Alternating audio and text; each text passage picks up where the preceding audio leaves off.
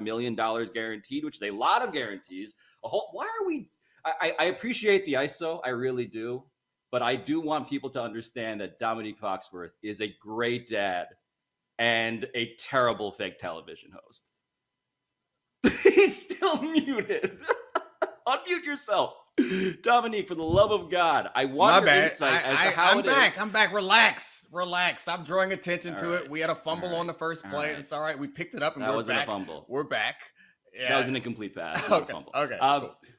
So the fact that he got 165, right? Yeah. And he's going to be age 40 when this contract is done. The micro perspective to me suggests that, look, we always knew the Broncos were going to be all in on Russell Wilson. They went all in with him when they traded all those picks to get him.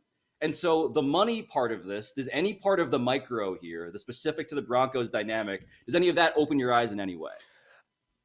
It just makes me think of Lamar Jackson. Like, I think... Okay, the macro. So, we're going to the macro. No. I didn't realize that was micro and what was macro. I'm confused. I thought, whatever. I'm not as smart as you, Pablo. I'm confused. We'll start with the specific contract in this case. He is old as far as quarterbacks are concerned. I am not sure if we have entered a new dimension where old quarterbacks can play well, or Tom Brady and Aaron Rodgers have duped a bunch of organizations into thinking that everyone can continue to play as great as they played into their old age. So that's what it boils down to for me as far as how good this decision is. I think Matt Ryan's the only other quarterback that could be considered. I guess he's over 35. So those are only three I know of off the top of my head that are over 35 and still starting and still playing well. I think Matt Stafford might be 34, but he's getting close. So I guess we can include him in that also. But he also has an injury that makes us very concerned about how well he'll play going forward. So the question is whether that's a good investment or not from the team. The answer to me is yes. Football and sports and life is a bit of a risk-taking endeavor, particularly in football, even more than in life, because the injuries are so high. So I think that if you have a quarterback who has shown the ability to play at, I would say MVP level, but as you know, he's never received the MVP vote, Russell Wilson, but play at a very high level, and you have him on your roster, the idea of locking him up for long term is always the wise move, and earlier rather than later, which segues us into Lamar Jackson, unless you have something important to say. No. My New York real estate metaphor was established earlier on the show, but once you get a quarterback that you like, go jump on that long-term deal. And Alabaster is already objecting to something. No, I don't object at all. I just have a question before we get to the Lamar Jackson contract scale and everything that's going on with the quarterbacks. Domonique, what do you think Russell Wilson and the Broncos have to do for this contract to be deemed a success? They're in a loaded division with three other good quarterbacks, three other good teams. The division is there ridiculous. Is there a sort of a team metric that will make the Broncos, Russell Wilson, and everyone around the NFL think of this as a successful deal? Well, I mean, I think we start from the top going down. Win a Super Bowl, obviously, we're all happy with that.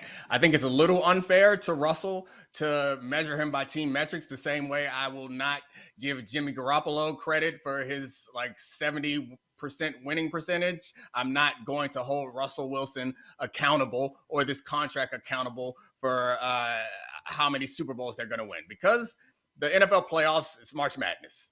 You get in there and maybe something happens, maybe something doesn't happen. You have to account for the fact that they are in this group of death, and that's a bit balanced by the fact that you have a seventh playoff team now. So I'm filibustering to figure out what the right metric is. Okay, filibuster, because I want to push back on the idea that we have just given up on a better term than group of death. Group of death is such, I mean, I get it's from soccer, group of death. I know what it means. Football. But it's not from soccer, it's from football. Okay, I get what you're doing there, I think. But I feel like we can come up with something better than group of death. Okay, well, come up with it. I mean, you're just presenting problems, or you got solutions? Get us kicked off, man. Like we're here to ideate. How about group of death? I've been using group of death. Club of Carnage? What? No. Group of death is not even like alliteration. So I don't know that you feel the need. I think it's more important to express the true feelings of the group than it is to make it sound cheap. Russell Wilson should feel like he's about to die. because Justin Herbert is there and Mahomes is Yes, there, and also exactly. Derek Carr. Yeah, Exactly. He should not feel like he's in a club of carnage. Clubs aren't even scary. I mean, a clan of carnage. well, Want to talk about depends something on what scary? club. Yeah, Depends on what time of night going to that club of carnage. you get hit It's with the real club. weird. That's scary. Anyway, back to Russell and this team. The metric Donald. I would say, I think they need to be competitive, and I would more measure his success or the success or failure of this contract by Russell, like his performance. We have some quarterback statistics that I think are as accurate as they've ever been. And Yep. we also, he's going to be put in situations. The reason why you get a quarterback like this, I was going to say it's because you need him to like transcend the coaching, all the stuff that we've been talking about. But given their recent quarterback purgatory, they just want like serviceable. So you don't even need him to do that. But I think when you're paying a quarterback the way that you're paying him, is the expectation is sometimes it ain't going to be there and you need him to make it happen. And that's kind of what he specialized in for much of his career. I don't know if he's doing it as well as he always has, but making stuff happen when it ain't nothing there is what he's done. So I think as much as I would love to have something more tangible to like measure his success by, it's honestly like feel. When I'm watching them games, do I feel like Russell can put him back in it or not? And that's what it boils down to for me. Pete Carroll felt none of the things that you felt. No. Clearly. But what he did feel, though, was the pleasure of having a guy who was showing up to work every week pretty much, like, and wasn't missing games. That's the other part of this, right? Like the Russell Wilson thing, I like to laugh at his nano bubbles. I like to laugh at all of his catchphrases. I like to laugh at all of the pseudoscience that he engages in. But like Tom Brady, Domonique, I'm like, look, if the guy is healthy, then nano bubble the hell out of your brain, dude. Yeah. And his goal, yes, he says at age 33, this is set in March, his goal is to play another 10 to 12 years, which I laugh at, but then I'm like, Brady and all of, or whatever's left of him post-surgery is also still doing that. I mean, and Russell's, your point about him being healthy, I think also helps to argue for the fact that this is a good contract, not only because he's going to play, but because he does not have the major injury that could shorten his career, which is what we're seeing with Matt Stafford, what we saw with smelling a segue with Peyton Manning, smelling a segue to the macro, smelling a macro segue. We saw with Peyton Manning, and what could potentially be the fear for why the Ravens are not paying Lamar Jackson. Is that what you were looking for? Here we go. Segue accomplished. I do on the Lamar Jackson conversation. This hurts Lamar because it's another strike against him continuing the precedent of fully guaranteed contracts that was set by, I guess, Kirk Cousins. Then that baton was picked up by Deshaun Watson. What a weird exchange. Yeah. Kirk Cousins to Deshaun Watson. Yeah. And now I think Lamar Jackson was like trying to remain strong and keep this momentum going because I think a lot of quarterbacks would like that. I don't think other players care as much, but I think big-time players... We should clarify. So, like, the way that this is happening, where there is basically this dynamic where the most recent guy to get paid gets paid the best, right? Deshaun Watson's fully guaranteed contract, which every other owner in the NFL hates the Browns' guts for. We covered that story on the show this week. That is throwing a bit of a fork into the pattern, the trajectory of how salaries work, because like nobody else on the team is rooting for this, just to be very clear, right? It's just a quarterback problem, as you've established. But B, right, like this is what Lamar wants now. And if you're the Ravens, Domonique, you're watching this unfold and Russell Wilson's number gets announced by Adam Schefter or whoever. And I have to feel like Steve Bisciotti, owner of the team, is like doing a Napoleon Dynamite like fist pump to himself. Like, this is great. This is great. I mean, I'm a union guy across two sports, and I got players' rights in my blood, and I would like Deshaun Watson to get everything that he wants. But I would be lying if I said that I don't see the Ravens' perspective. Neither side's been explicit about what the holdup is in the contract negotiations. So we're assuming a little bit. Sorry, Alabaster, I'll get this point out, then I'll get to you in a second. Just quickly, Lamar Jackson. You want Lamar Jackson to get everything that he wants? Oh, I said Deshaun Watson. Yes. Oh yes. yeah, I Notable missed correction. That. Yes, I that's missed important. That. Thank you for catching that. Goodness gracious, man, that's really. Let's dwell on how Please terrible don't that was. cancel us. Yes, please do not. We do not want him. Never mind. not I'm just going to feel that move way. on. I'm just going to move on completely back to Lamar Jackson. Yes. I understand their position is like one dumb team did something dumb. We don't have to all now be dumb. Real dumb and immoral. Yes. And I mean, there were lots of teams who are in position to do that, but one team actually did it. And I guess you would argue it wasn't dumb for them because they had to get the player that they wanted. The moral part aside, because I don't really expect morality out of team owners or NFL teams or the league in general, but I get that some others do. So that is their position, and that seems like a reasonable position, but also Lamar Jackson's position, also very reasonable. I'm better than him. He got paid a lot. Pay me a lot. And just because an older quarterback has signed this extension doesn't mean that Lamar Jackson should have to sign it also. So it's a really, really terrible position to be in for both the Ravens and Lamar Jackson.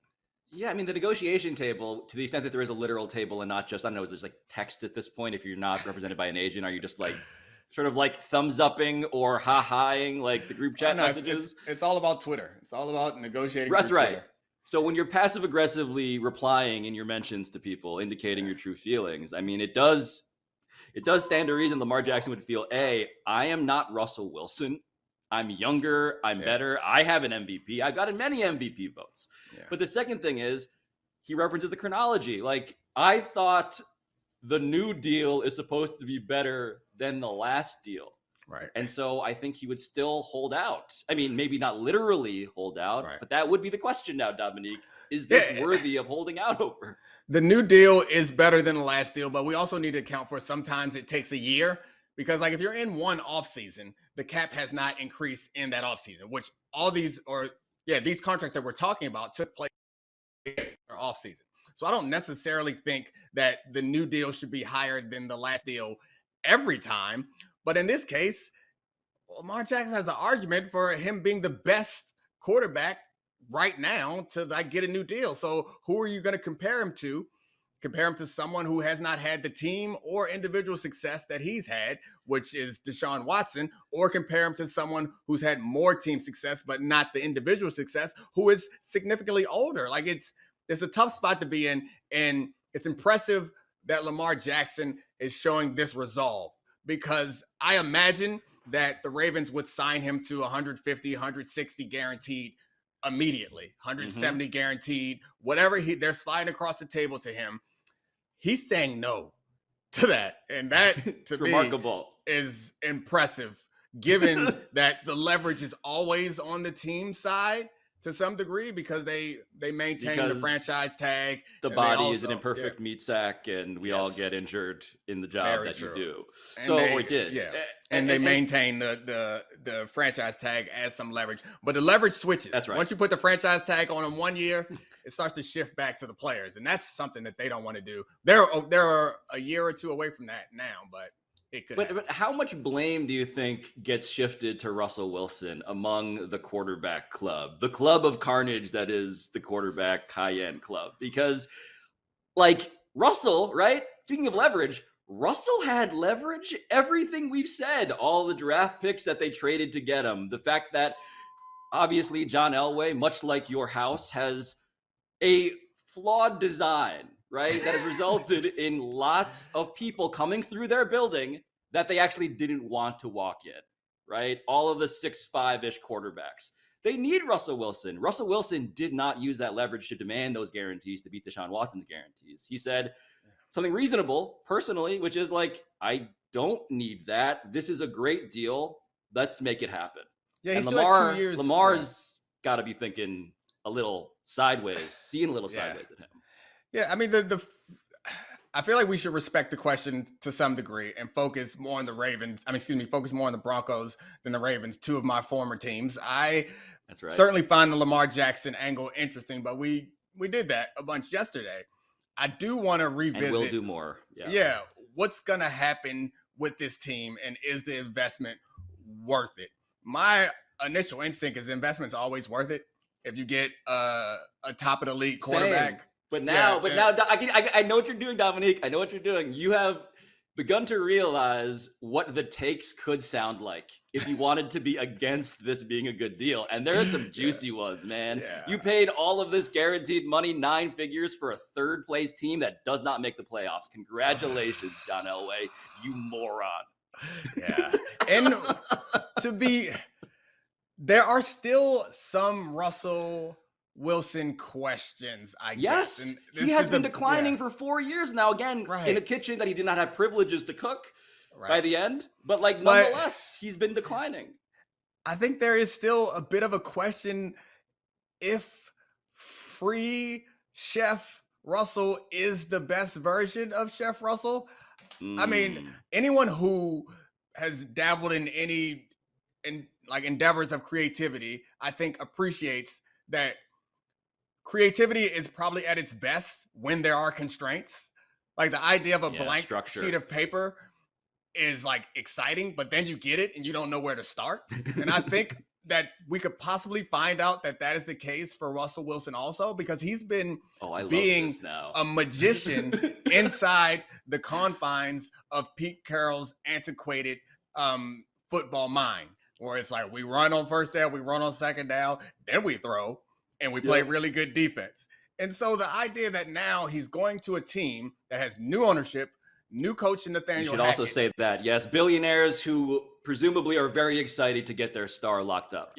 Yep, new ownership and a new head coach, first-time head coach, and they got this new star. It seems that he has the power and leverage to do whatever the hell he wants to do, kind of like Peyton Manning did when he went to the Broncos. And I'm not so sure that that'll work out. I hate to bet against it, but no, honestly, we started off with such a solid economic theory of this question, right? And now all I want is the take. It's going to be so much easier to be the take guy who says this was not worth it because the result does not justify the process, even though the process should justify the result, as I've said. But speaking of benefiting from the constraints, speaking of benefiting from being the rebel inside of the machine, inside of the framework, Alabaster, what do you think? Sorry, I was just totally into that conversation. What do I think? I think it's a pretty scary proposition that Russell Wilson has been declining for this long. Yeah. Particularly the fact that I think we all want to say that his second half of the season struggles last year were because of his finger and not actually because he was declining. But if you look at the year before, the one year they did let Russ cook and everyone thought it was a let Russ cook revolution, he stunk the second half of that season too. And I shouldn't say stunk, but I would be very worried that he's just never going to climb the mountain of Patrick Mahomes and Justin Herbert, and the Broncos are going to be stuck. So let's put it bluntly, Alabaster. Let's all vote on this. Do the Denver Broncos make the playoffs in the next 3 years? Yes. I think the answer is yes. Because it's not that this is one of those teams that just needed a quarterback. And their defense is loaded. They got receivers. Their offensive line, surprisingly, is not as much of an upgrade over the Seahawks offensive line as you would have hoped and what I imagined. But they have good offensive skill players. They have a decent offensive line, and they have a really, really talented defense because that was all they had in the past several seasons was defense. So I think I have to bet at some point they'll make the playoffs. I think I have to bet. So many words before say yes. There's seven spots. Okay, Pablo, you give the take then. You say no. Definitive. They are not making the playoffs. Russell Wilson is going to enter an experimental art phase in which he is free from structure. He's going to wear a beret, and it's going to get real goddamn weird. Enjoy that, John Elway. Here's my take. All 4 teams in the AFC West make the playoffs this year. extra playoff spot. All 4 of them make it. Statistically, is that even possible? Yeah. Yeah, I didn't even know that was possible. What I mean, like, now. what is that single digit? So everybody, like the odds? worst So team 9 is and like 8 teams. 9 and 8. We got 17 games. We got 7 playoff teams. It's possible now. Okay, we'll see. I'm not reminded. I just don't like the 18th game. Just because all of 18th weeks again, yeah, I'm already confused. It's just all of my half-ass takes, I'm gonna have to do the math before I yell them now. It's like, come on. 9 and 6 ain't what it used to be. No. Yeah, we still got 1 week to go. All right, I think we beat down this horse. I was gonna go with Bronco, but I didn't. I decided not to. For the best. All right, let's move on to Serena, which was the other big story from last night. And my question for you, after she knocked off Annette Kontaveit, the number 2 seed, what do you expect from Serena Williams for the rest of the U.S. Open? Man, is the T silent in Kontaveit? Like no, that was just me being not eloquent. Kontaveit. Okay. No, you said Kontaveit. I just wasn't sure because I've heard it both ways. I wanted to get it right. Don't want to mess up my Estonian.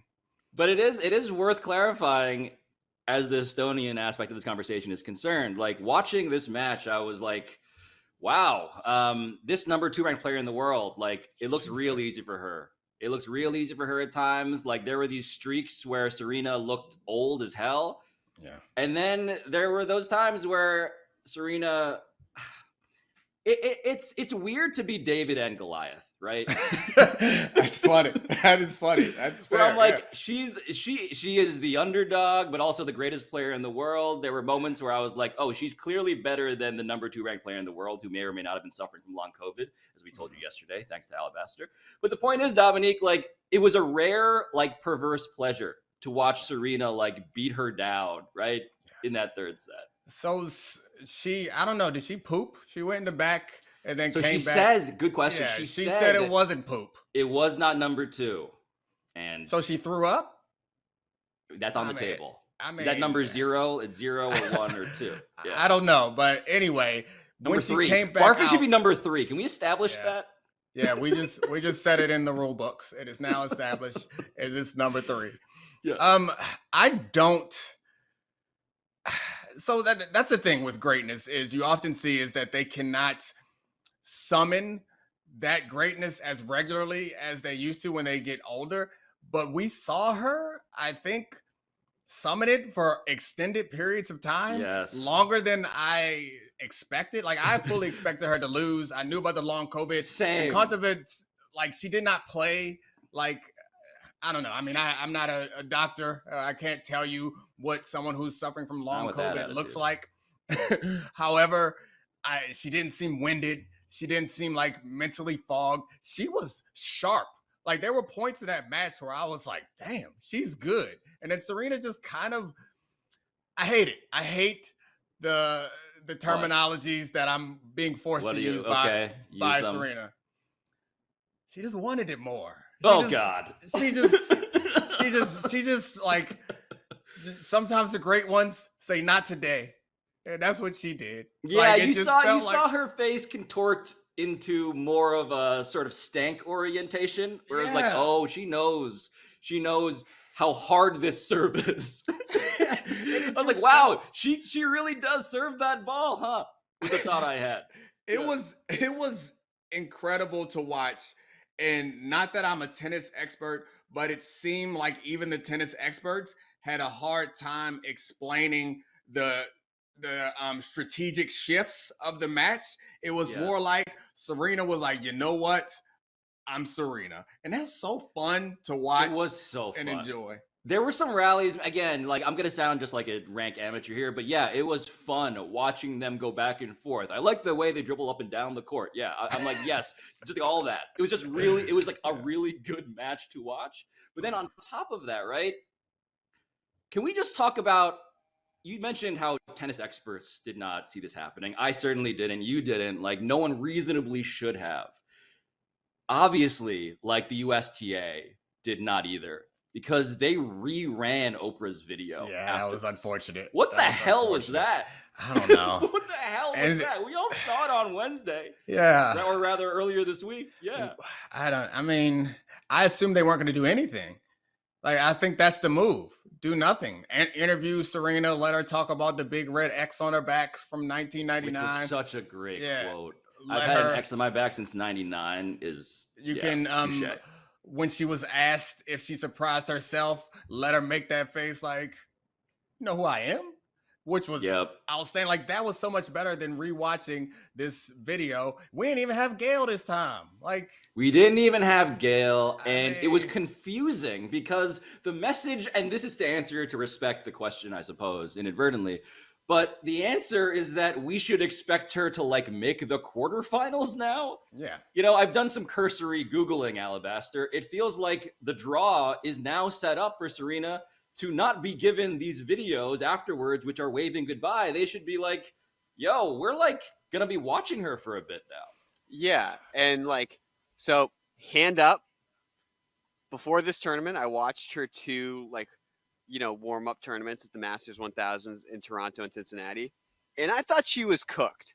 And then I watch her matches here, and there's a really simple explanation of why Serena is awesome again and can beat anyone in this tournament on this court. Is it because she wanted it more?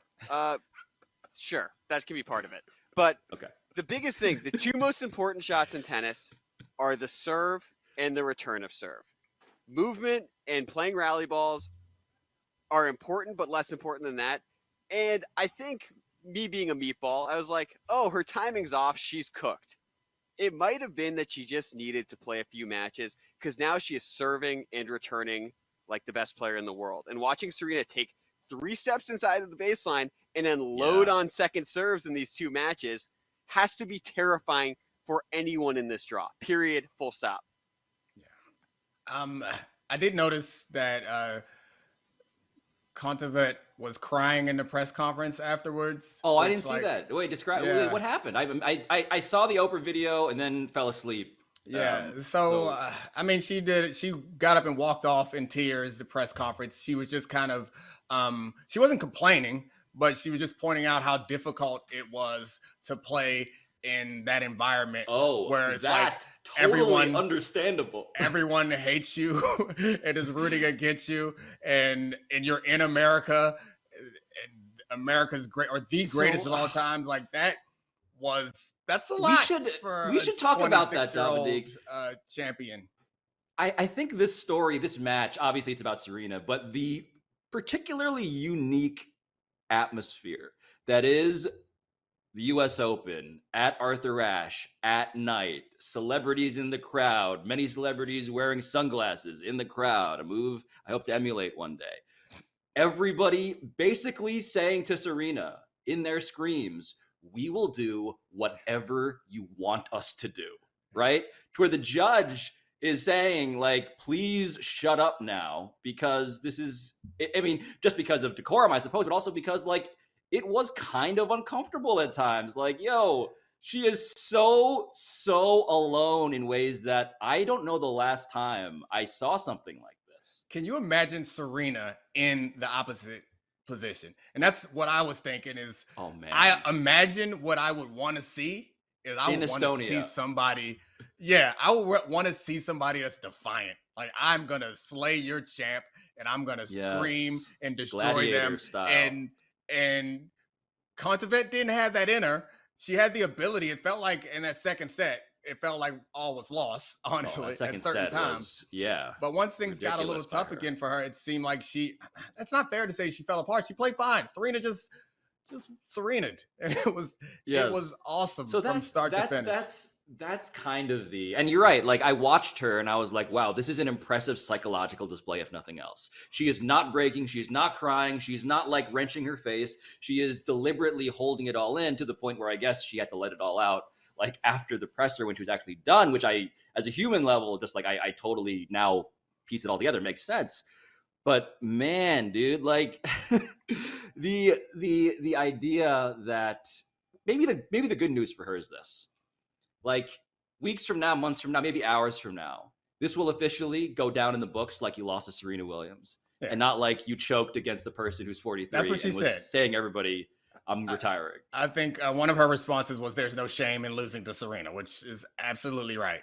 So why are you crying? Is another question. But I did learn last night over Twitter that our colleague Robert Griffin III, his wife, is also from Estonia. So it was contentious in the household.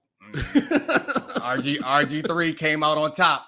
I don't know if there's a price to pay for that. But I'm not built for the Estonian Gladiator remake, man. I'm not trying to be Maximus in Estonia. Sorry. Braver man than me, because if my wife was from Estonia, I'm not rooting for anybody. I'm sitting in the house quiet. And especially when you're yelling because no one else is making noise, like in the arena. It's a rough place to be. But anyway, so you got a winning. Is Coco is Coco on the other side of bracket? Could we potentially get a Serena versus Coco? Let us know. That's the one that I want to. If I'm going to take anything into existence, I want that. But I don't know if they'll meet. I would love to see.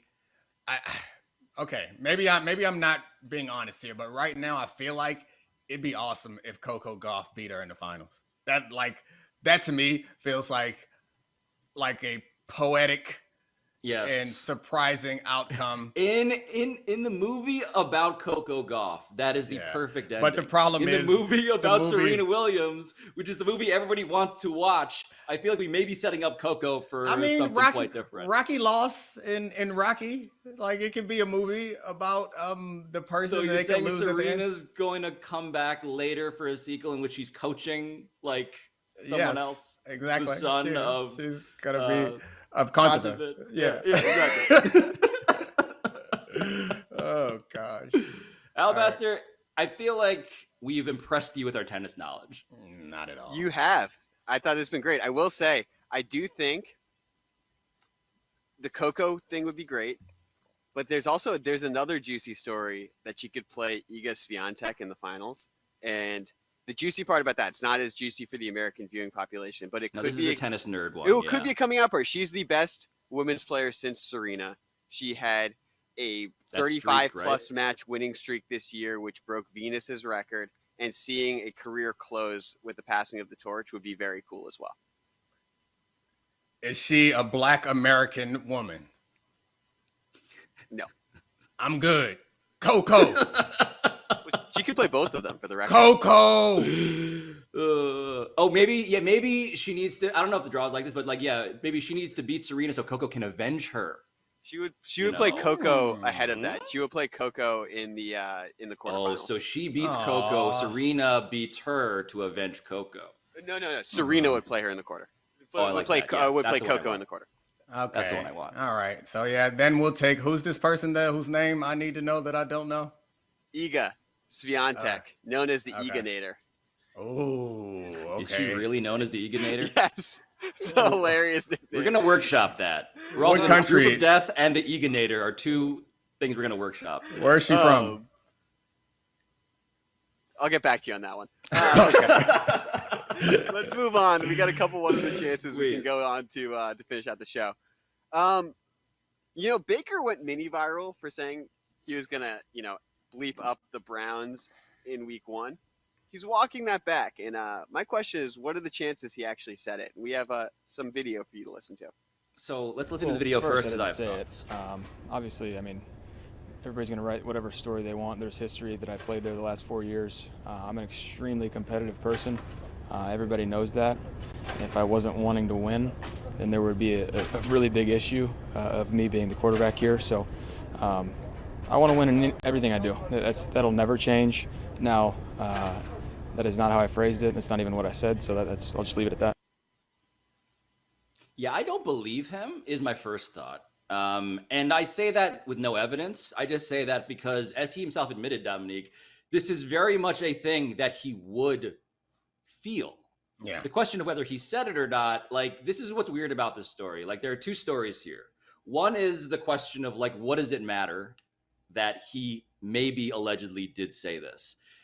The other story is well, I guess the other story is really isn't it stupid that the first story is a story? Yeah. So this is an interesting story, more interesting than on its face, because I want to F them up. Is like, to me, football is almost a combat sport. And at no point I would call it a combat sport, actually, Yeah, now that you but- phrase it like that. But I mean, the sports that we consider combat sports, like MMA and boxing, the trash talk is like ingrained in the sport. Because like, Yeah, go to a UFC if- press conference right. sometime. if the point of our competition on some level is to hurt the opponent, which is true in both of these sports, on some level you want people to get hurt. You don't want them to get injured, but you want them to feel some pain. It's very odd that we bring these other American team sports like expectations to football, where it's like, don't say I'm gonna F them up. Of course, that's what I'm gonna say. Of course, that's how I feel. It's just weird because at no point will we be like, Conor McGregor said he's gonna kill someone in the ring. Well, let me put down my money on to watch this fight. So it feels very weird. But I also, if I remember correctly, this was something that Cynthia said that Baker kind of yelled while he was on the field, right? No, so what happened? I mean, this is where there's actually a third story here, which is like, how did this get out there? Because it's important to note this was not like a headline that Cynthia Freeland, the reporter, made. She was on a podcast. She was kind of goaded into telling a story that she implicitly seemed to have told her co-hosts at some point. And she relayed it as like part of a conversation that was almost social in nature. Yeah. And that's Alabaster, correct me if I'm wrong there, but there was, Dominique, I think a real question. If you're Baker, what Baker could be aggravated by is like, I told you that in a social context, not in a journalistic, I want people to know that I said this context. Yeah, that's the part that I was getting towards, is you can't say anything to reporters unless you say off the record. Like, that's just kind of, and it's this is because this I is do true. like, I understand guys talk like that, and he probably said something similar to people he considers friends, and they have a previous relationship. So I suspect that he said it, and he didn't expect that she was going to go say it on the podcast. And I mean, it's all fair. I'm not upset at her. I don't want to reprimand her. But that's essential, though. But it's essential, Dominique, to the first story, which I identified, which is like, what's the impact here? Because the only reason this seems to cross a line, albeit a line that is ridiculous for the reasons you said, right? Like, it's a line that we've drawn to make football more polite. But the truth is, like, people in locker rooms seemingly throughout history have taken this to be bulletin board material. The crossing of that line does resonate. Yeah. And the question, right? Like, okay, is then, if he never meant for you to hear it, do you really care? Should you care? Because the whole point is that that's the offense. You've crossed the line. Feeling something, telling your mom, I'm going to fuck up the Browns. Like, are you offended that he would tell his friend that? Put yourself in those shoes. If someone was like, hey, I'm going to destroy Debatable behind your back, once you found out that they said it, you would be offended. Like, it's only human nature. Dominique, but this is where I struggle to wrap my mind around sports psychology, because obviously you want to fuck up Debatable if you're a show that's about to play Debatable in week one. Right. Like to me, the moral crime here, Alabaster, if there is one, is that you would have said this in public, because that is disrespectful. So I see what you're saying, but he didn't say. All right, Alabaster, go ahead. You got an interjection. Then so can I just give my 2 cents for 1 second on this? And that is, we've broken Baker, because old Baker would have stood by this. Yeah. But we've mocked him to the point That's that true. like, this dude's going to get cooked in week 1 by the Browns, because the Panthers aren't that good and the Browns have a better roster.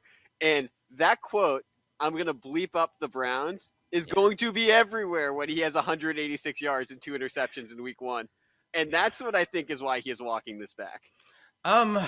So he never walked it out. But Dominique, what Alabaster is saying here is useful. He's saying that the opponent here for Baker is not the Browns, it's the internet. Yeah, that's fair. And that's fair. It's his own personal pride and shame that he is trying to protect. And he didn't say, I want to. He said, I'm going to. So that's a difference. Implying that you are capable of is an insult, whether you say it behind someone's back or not. And I don't understand. Like, that's you say, fair, the sports psychology as if it's so drastically different than like human psychology. We're people too, and I don't believe that you are above the idea of you being. Cut me, do I not bleed? I don't believe that you are above the idea of feeling insulted when you find out someone said something behind your back. Oh, of course not. Whether they meant for you to hear it or not, doesn't matter. It still pisses you off. But however, last thing I'll say, okay, please. Generally, I think bulletin board material is like stupid and worthless. It's like the idea is that now they're going to try harder. Well, that's where I'm getting at, right? Is like, if there is, it seems to me, and Alabaster, I want you to double check the thing I'm about to say here, because when I saw it, I was startled by it. But it seems to me that the thing that the Browns should be most offended by is the fact that in Las Vegas, they are 2.5-point underdogs to the Panthers. Like, I guess what I'm saying is, like, in any given week of bulletin board material, right, where someone's saying, I'm better than you, no, I'm better than you, the thing you should be most offended by is the allegedly impartial arbitrator, and Alabaster confirms, the impartial arbitrators in Vegas who are saying, actually, they're better. And I have no dog in this fight outside of, like, the lines being what they are. Yeah, I mean, the impartial arbitrator is not completely impartial. As we do anytime odds come up on this show, we point out that the point of the odds is to get more money in. So, like, the common fan knows who Baker Mayfield is, and the common fan knows that the starting quarterback for the Browns won't be there. So I think that's the reason for the line. It's not necessarily, I guess you could argue that the fact that the line is close enough is the insult. That's the insult. Yeah, but it makes sense to me that is the line, because they feel like that's the way they can make the most money is people coming in believing that Baker idea now that, like, Baker Mayfield isn't fun anymore. Yeah. I mean, like, that's what we've lost. No, Alabaster's totally right. Good job, guys. You ruined it. We ruined him. He's going to be fun, though. He's going to be fun if they play well. That's what it boils down to. You don't think Baker is going to be, like, taunting them during the game if he's scoring touchdowns? And you don't think Baker is going to, like, reemerge as cocky Baker, talking all types of shit in the post game? He's going to be dancing like the white kid in an HBCU. Yeah, you're right. Or dancing like him in college. He's going to be doing all of that stuff. Staking flags in the middle of the field. That's the Baker move. And you did it exactly as well as he did it. Congratulations. I know. The weird thing before we move on, okay, I guess we're moving on. Wow. The weird thing about all of this is I find myself wanting Baker to win, which is me too. Not something that I imagined. I want bad Baker back. I'm just glad you don't want to fuck up debatable, Domonique. I do not. I mean, by the way, like the unnecessary profanity we could curtail. We could curtail. I mean, we don't have to just say fuck because we haven't gotten in trouble for it yet. You're saying that on the Domonique Foxworth show, now available on Apple Podcasts, you will be curtailing your profanity?